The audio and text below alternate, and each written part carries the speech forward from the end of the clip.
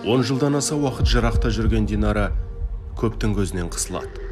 Қарулы қақтығыстың ортасынан елге аман оралған ол әбден қажыған.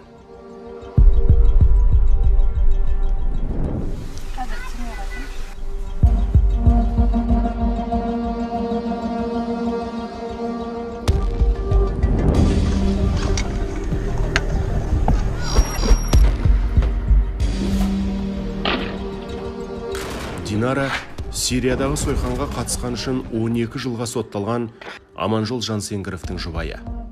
Олардың махаббат хикаясы шытырман оқиғаға толы. Олар бас қалада танысты, табысты. Отағасы аудандық әкімшілікте жұмыс істеді. Кейін жалақысы аз деп діни тауарлардың саудасына кетті.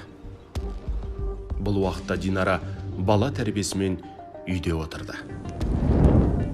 Ортасы өзгергенде Аманжол тәкпіршіл топтың торына түседі. Қарулы джихад жасауға шақырғандардың соңынан ереді. Келіншегінде сыртқа сүйрелеп, ақырет азабымен қорқытады. 23 жасында едім.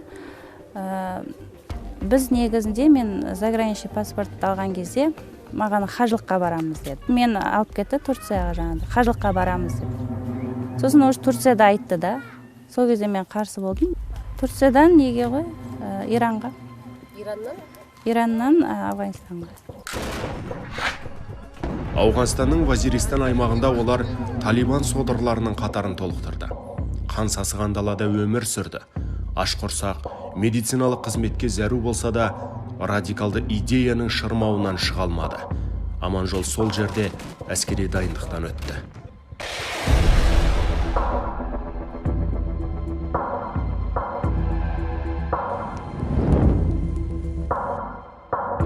Талибан халықаралық террорлық тобының құрамында болғанын біле тұра қолдадыңыз ба?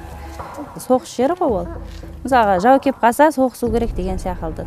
Самооборона ретінде солай үйрену керек деді. Ол жақта ашаршылық көрдім, қорқыныш көрдік.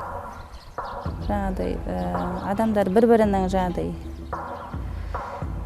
жақындарын жоғалтқанын көрдік. Анандай жерлерге түсіп жатады бомбалар. Уже қайда кірерін білмейсің. Қорқыныштан. Әлбетте ол қорқам. Өйткені менің қорқатын нәрсем бар да. Менің 6 бала шағам бар. Олардың болашағын дер кезінде ойламадым. Кеш түсіндім өзім қателігімді. Кеш түсінген үшін өкінем де. Және де олардың болашағы үшін қорқам, бала шағамның. 2013 жылы Жансенгіровтердің жолы болып, ауған жерінен аман шығады. Бірақ олар елге оралмайды. Стамбул арқылы Шам жеріне өтеді. Сол жылдары қару асынған Аманжолдың құқық қорғау органдарына сес көрсетіп, өзгелерді қарулы жихадқа шақырған бейне үндеуі де тарады. Өзін халифат сарбазы деп батыл сөйлеген ол, қазір Қарағанды облысындағы қапаста жаздым, жаңылдым деп өкініштен егіліп отыр. Жаным серігім, аяулы балаларымның анасы, тағы да сені сағынып хат жазып отырмын. Мені кешірші саған істеген зұлымдық пен қиянаттарым үшін. Сен мені кешіргенмен, мен өзімді кешіре алмай. Сенің нәзік жүрегіңе пышақ тыққаным үшін кешірім жоқ.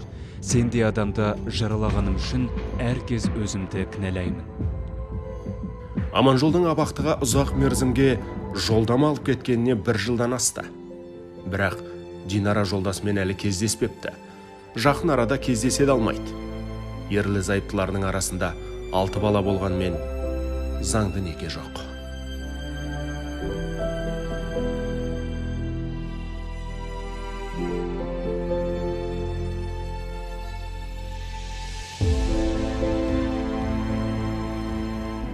Бақытыңды және жолдасыңды тасыған. Бұл үлкен бақыт мен үшін балаларыма берген азаматтығы. Өзіміздің қазақ халқымыздың ұлттық тарихымызды, менталитетімізді, мәдениетімізді, салт дәстүрімізді білмеуінде біріншіден. Екіншіден отбасы құндылықтарының дұрыс насихатталмауында. Үшіншіден діни сауатсыздығында, діни таяздығы оларға жаңағы экстремистік ұйымдардың жетегінде кетуге мүмкіндік жасап беріп отыр. Шам жерінен оралған Жансенгіровтер азғындықты, зұлымдықты көрді. азған тозған. Қазір олардың жалғыз тілегі Абдуллах, Абдуррахман, Мансура, Насиба, Асма, Софияның жадынан соғысты өшіру. Бірақ ойын баласының ойында қандай ой барын ешкім білмейді.